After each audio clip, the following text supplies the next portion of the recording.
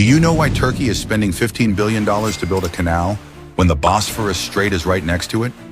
Istanbul is home to one of the busiest waterways in the world through the Bosphorus Strait. This is the only route for ships to enter and exit the Black Sea. Every year, more than 41,000 ships pass through, even more than the Suez Canal and the Panama Canal.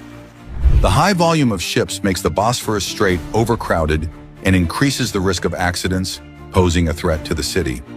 In 1936, Turkey signed the Montreux Convention, which requires Turkey not to impose fees or taxes on commercial ships. That is why they are constructing an artificial waterway called the Istanbul Canal, which is 45 kilometers long and runs almost parallel to the Bosphorus Strait. When the Istanbul Canal is operational, Turkey will be able to charge fees for ships passing through, increasing the country's economic benefits while also reducing congestion in the Bosphorus Strait. And interestingly, the central part of Istanbul will become an island. Why do 80% of Americans live east of this line, while only 20% live in the western part of the United States? Moreover, most of the population in the West is concentrated in California, Oregon, and Washington in this area, accounting for 11% of the total people living in the West.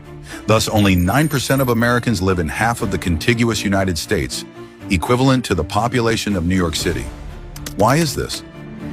It's all due to geography, particularly the Rocky Mountains stretching across the country, acting as a natural barrier to rain from the Pacific Ocean.